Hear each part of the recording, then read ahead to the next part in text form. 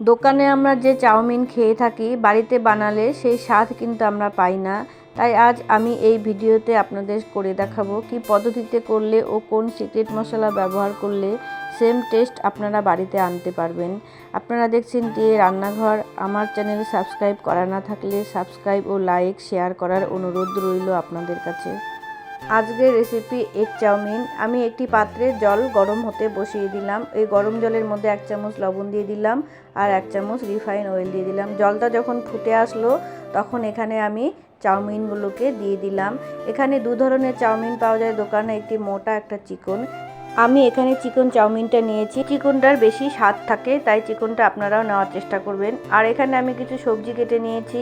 তো পেঁয়াজ আমি এরকম লম্বা লম্বা করে কেটে নিয়েছি, গাজর হাফটা কেটে নিয়েছি লম্বা লম্বা করে, ক্যাপসিকামটাও লম্বা লম্বা করে কেটে নিয়েছি, আর পাতাকপিটাও আমি লম্বা লম্বা করে কেটে নিয়েছি, আর কিছু কাঁচা লঙ্কা কুচি কুচি করে কেটে নিয়েছি। যেহেতু এগ চাউমিন তাই এখানে আমি 3টা এগ এইভাবে ভেঙে নিলাম। এই ডিমের মধ্যে দিয়ে দিলাম একটু নুন আর একটুখানি গোলমরিচের গুঁড়ো দিয়ে ভালো করে ফেটিয়ে নিলাম। এদিকে আমার 5 মিনিট হয়ে গেছে। আমি চাউমিনটাকে সেদ্ধ হয়ে গেল। বেশি চাউমিনটা সেদ্ধ করলে গলে যাবে, তাই এইভাবে ছাঁকনির সাহায্যে একটি ঝাঁঝরার মধ্যে তুলে আমি ভালো করে ছড়িয়ে দিলাম। এখানে ঠান্ডা জল দিয়ে ধুয়ে নিলে চলবে না, তাহলে এটা আরও নরম হয়ে যাবে বা স্বাদটা চলে যাবে। আর একটুখানি রিফাইন তেল দিয়ে ভালো করে আমি হাত দিয়ে এটাকে মেখে নিলাম, তাহলে বেশি ঝরঝরা হয়ে যাবে। আর এখানে একটি ফ্রাই প্যানে বসিয়ে দিলাম 4টা শুকনো লঙ্কা, একটা দারচিনি স্টিক, 2টো এলাচ আর 2টো লং আর কিছু গোলমরিচ দিয়ে বিট নুন আর নুন দিয়ে ভালো করে গরম করে আমি মিক্সিতে পেস্ট বানিয়ে নেব।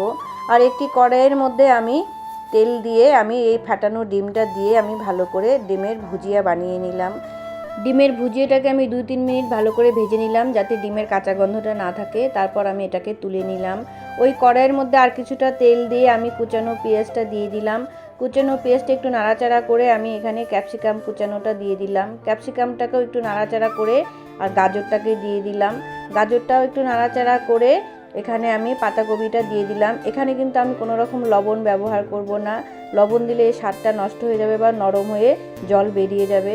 আমার কিছুক্ষণ নাড়াচাড়া করে আমি এখানে চাউমিনটাকে দিয়ে দিলাম। গ্যাসের আঁচটাকে একদম লো করে দিয়ে এখন আমি কিছু কাঁচা লঙ্কা এখানে দিয়ে দিলাম। কাঁচা লঙ্কাটা দেওয়ার পরে আর আমি একটা টমেটো কেটে রেখেছিলাম, সেই টমেটোটা দিয়ে দিলাম আর দিয়ে দিলাম স্বাদ মতো লবণ। লবণটা দিয়ে আমি ভালো করে এগুলোকে মিক্স করে নিলাম। দিয়ে আমি এখানে টমেটো সস ব্যবহার করলাম আর যে গুঁড়ো মশলাটা বানিয়েছিলাম সেই মশলাটা এখানে দিয়ে দিলাম। এই মশলাটার মধ্যেই কিন্তু চাউমিনের স্বাদটা লুকিয়ে আছে। মশলাটা দেওয়ার পরে আমি চাউমিনটাকে ভালো করে নাড়াচাড়া করে মিক্স করে নিলাম। মিক্স হয়ে গেলে এখানে আমার ভেজে রাখা ডিমের ভুজিয়াটা এখানে দিয়ে দিলাম। ডিমের ভুজিয়াটাও আমি চাউমিনটার সঙ্গে ভালো করে মিক্স করে নিলাম। এইভাবে আমি আর 5 মিনিটের মতো ভালো করে নাড়াচাড়া করে ভেজে নিলাম। এইভাবে কিন্তু আমার চাউমিনটা আমি কমপ্লিট করলাম। এখন আমি কিছুটা শসা আর কাঁচা পেঁয়াজ আর টমেটো কেচাপ দিয়ে আমি এটাকে পরিবেশন করব। বন্ধুরা, তোমরা এইভাবে বাড়িতে একবার বানিয়ে দেখবে। আশা করব তোমাদের সবার ভালো লাগবে। দেখা হচ্ছে পরের ভিডিওয় অন্য কোনো রেসিপি নিয়ে। নমস্কার।